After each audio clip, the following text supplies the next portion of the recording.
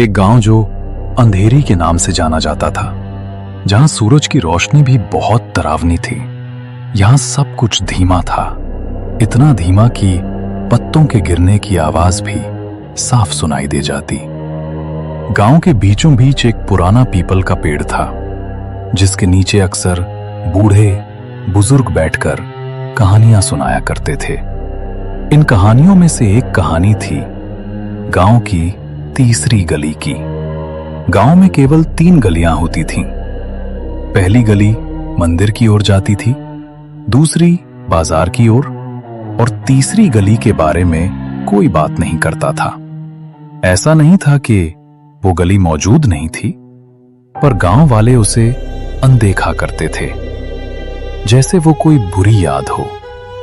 उस गली में कोई घर नहीं था, बस दोनों तरफ घने बबूल के पेड़ थे और अंत में एक पुराना सूखा कुआं।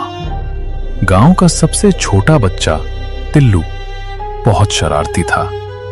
उसकी आंखें हमेशा चमकती रहती थीं और मन में हजारों सवाल उमड़ते रहते थे।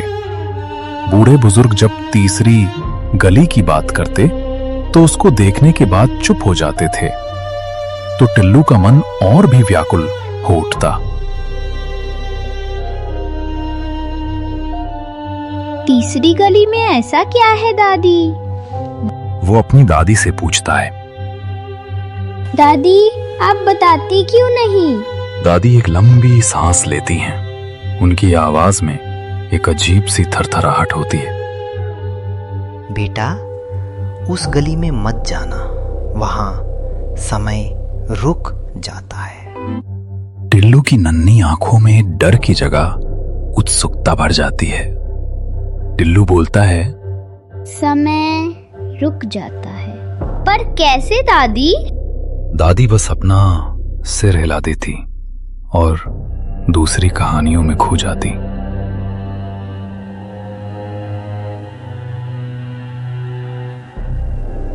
एक रात चांद बादलों के पीछे छिपा था। हवा में एक अजीब सी खामोशी थी। टिल्लू को नींद नहीं आ रही थी। उसके मन में बस तीसरी गली घूम रही थी। उसके छोटे दिल ने एक फैसला किया। वो धीरे से उठा, दरवाजा खोला और चुपचाप अंधेरी रातों के आंचल में समा गया। उसकी पतली सी परछाई गांव की कच्ची सड़कों पर नाचती हुई आगे बढ़ी। वो पहली गली से गुजरा, फिर दूसरी से, और फिर उसे देखी तीसरी गली। वो सचमुच अलग थी। बाकी गलियों में घर थे, दो की हल्की रोशनी थी, पर तीसरी गली बिल्कुल काली थी, जैसे किसी ने अंधेरे की चादर पहना दी हो। बबूल के पेड़ किसी प्रेत की उंगलियों जैसे लग रहे थे, जो उसे अपनी ओर बुला रहे थे। टिल्लू के कदम धीमे पीछे हट गए। उसके नन्हे कानों में एक फुसफुसाहट गूंजी, जैसे कोई बहुत दूर से बुला रहा हो। आवाज इतनी स्पष्ट थी कि टिल्लू के रोंगटे खड्डे हो गए। उसने हिम्मत जुटाई और एक कदम आगे बढ़ाया। जैसे ही उसने गली में प्रवेश किया, एक अजीब सी ठंडक उसे घेर गई। तो ऐसी ठंडक गांव में कभी महसूस नहीं हुई थी। हवा थम गई, पत्तों की सरसराहट भी बंद हो गई। बस वही फुसफुसाहट और तेज होती गई। तुम आ गए, तुम आ गए। टिल्लू आगे बढ़ा। गली लंबी होती जा रही थी, जैसे उसका कोई अंत ही ना हो। बबूल के पेड़ और घने होते गए। फुसफुसाहट अब उसके कानों में स्पष्ट सुनाई दे रही थी।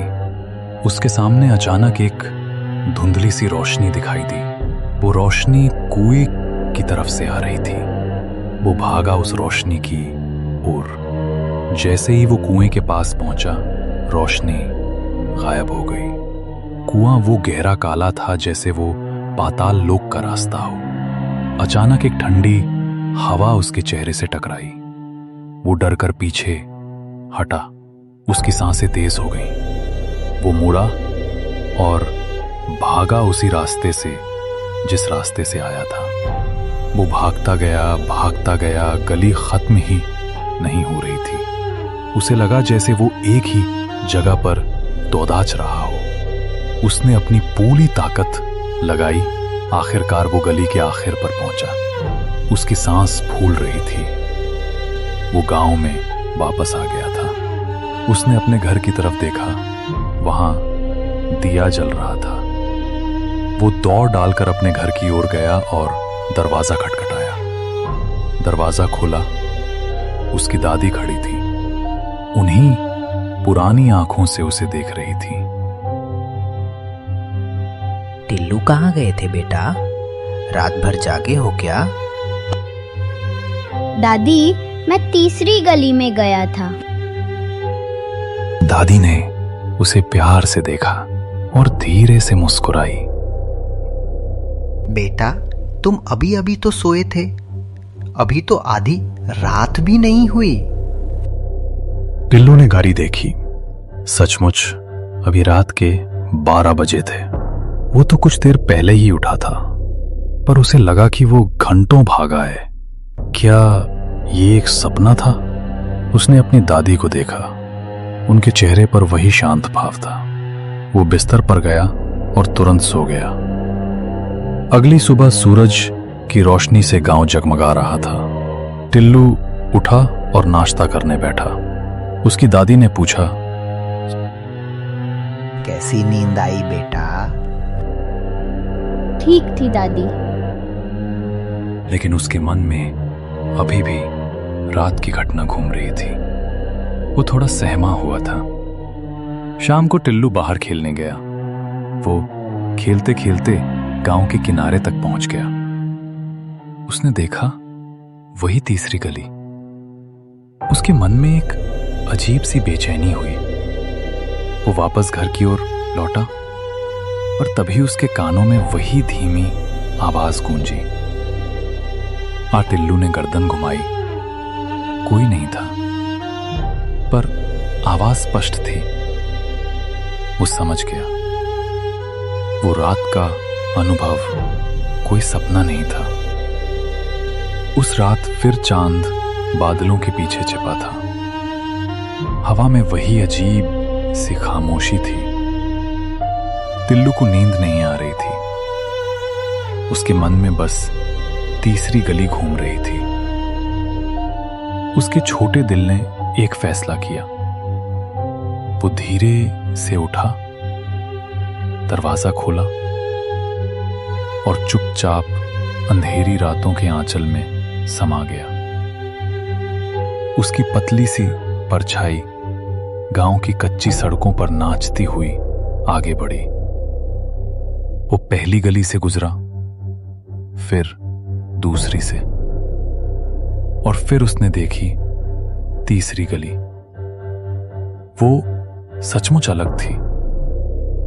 बाकी गलियों में घर थे, दोन की हल्की रोशनी थी, पर तीसरी गली बिल्कुल काली थी, जैसे किसी ने अंधेरे की चादर पहना दी हो। बबूल के पेड़ किसी प्रेत की उंगलियों जैसे लग रहे थे, जो उसे अपनी ओर बुला रहे थे।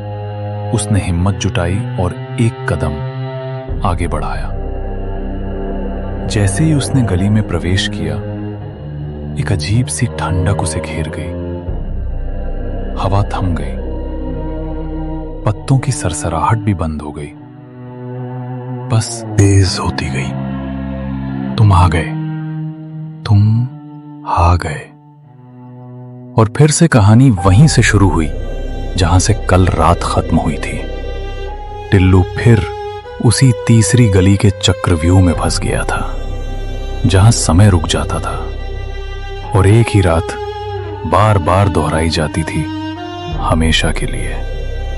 और गांव में बूढ़े बुजुर्ग आज भी कहते थे, गांव की तीसरी गली में मत जाना, वहां समय रुक जाता है। और यदि आपको ऐसी ही कहानियां सुनना पसंद है तो हमारे चैनल को सब्सक्राइब करें, साथ ही बेल आइकन को प्रेस करें